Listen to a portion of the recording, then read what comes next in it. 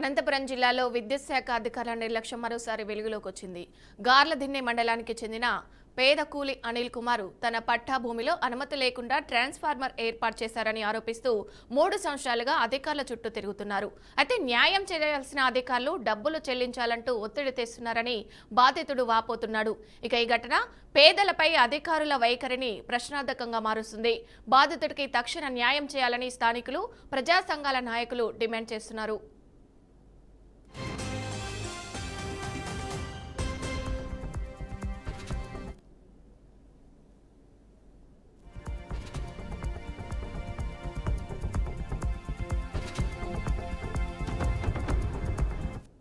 పెనకచెర్ల కొత్తపల్లి గార్లదిన్నె మండలం అనంతపురం జిల్లా.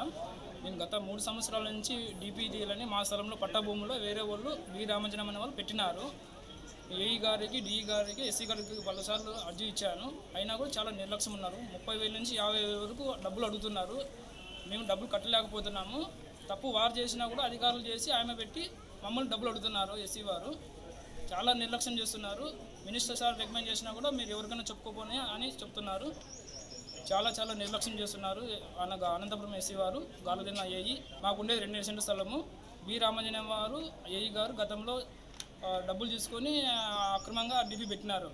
కానీ ఇప్పుడు నేను 3 సంవత్సరాల నుంచి తిరుగుతున్నా కూడా మా ప్రాబ్లం సాల్వ్ కాలేదు. కలెక్టర్ గారు వినోద్ కుమార్ ఉన్నప్పుడు ఎస్సీ గారికి సంపత్ కుమార్ వెరీ క్లియర్గా చెప్పినారు, ఇది తీసేయండి, ప్రాబ్లం ఉంటుంది, స్కూల్ ఉంది, ఇండ్లు ఉంది అని చాలా క్లియర్గా చెప్పినారు.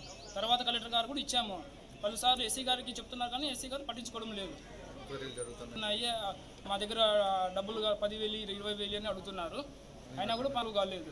కూలి పనులు చేసుకునే వాళ్ళము, బీద కుటుంబం. మేము కూలి పనులు చేసుకుంటూ బెంగళూరులో ఉన్నాను. మాకు తెలియకుండా డీపీ పెట్టినారు. ఎస్సీ నాకు సాయం చేయండి, మా నాన్న కూడా చనిపోయినాడు, మా కుటుంబం కూడా చాలా బీద కుటుంబము. ఎస్సీ గారు చాలా ఇబ్బందులు పెడుతున్నారు, తిరుగుమైన ఇబ్బందులు పెడుతున్నాడు.